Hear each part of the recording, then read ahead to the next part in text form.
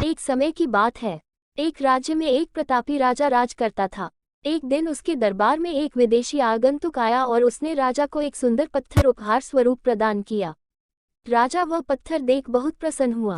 उसने उस पत्थर से भगवान विष्णु की प्रतिमा का निर्माण कर उसे राज्य के मंदिर में स्थापित करने का निर्णय लिया और प्रतिमा निर्माण का कार्य राज्य के महामंत्री को सौंप दिया। महामंत्री गांव के सर्वश्रेष्ठ मूर्तिकार के पास गया और उसे वह पत्थर देते हुए बोला, महाराज मंदिर में भगवान विष्णु की प्रतिमा स्थापित करना चाहते हैं। 7 दिवस के भीतर इस पत्थर से भगवान विष्णु की प्रतिमा तैयार कर राजमहल पहुंचा देना। इसके लिए तुम्हें 50 स्वर्ण मुद्राएं दी जाएंगी। 50 स्वर्ण मुद्राओं की बात सुनकर मूर्तिकार खुश हो गया और महामंत्री के जाने के उपरांत प्रतिमा का निर्माण कार्य प्रारंभ करने के उद्देश्य से अपने औजार निकाल लिए।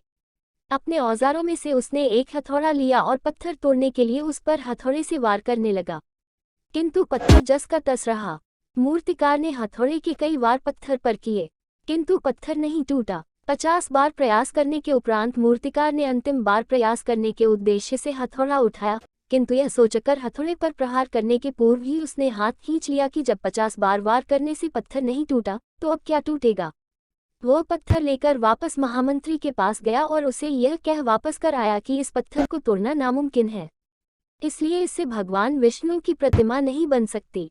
महामंत्री को राजा का आदेश हर स्थिति में पूर्ण करना था, इसलिए उसने भगवान विष्णु की प्रतिमा निर्मित करने का कार्य गांव के एक साधारण से मूर्तिकार को सौंप दिया।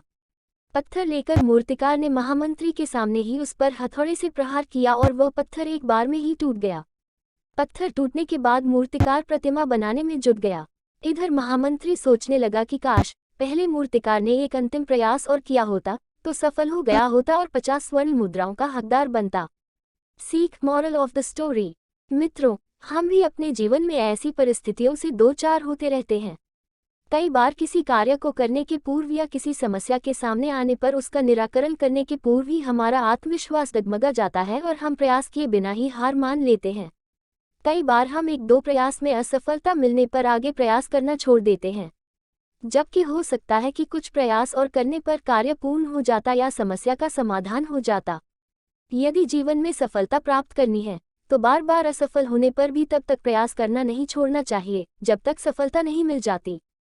क्या पता जिस प्रयास को करने के पूर्व हम हाथ खींच ले वही हमारा अंतिम प्रयास हो और उसमें हमें कामयाबी प्राप्त हो जाए।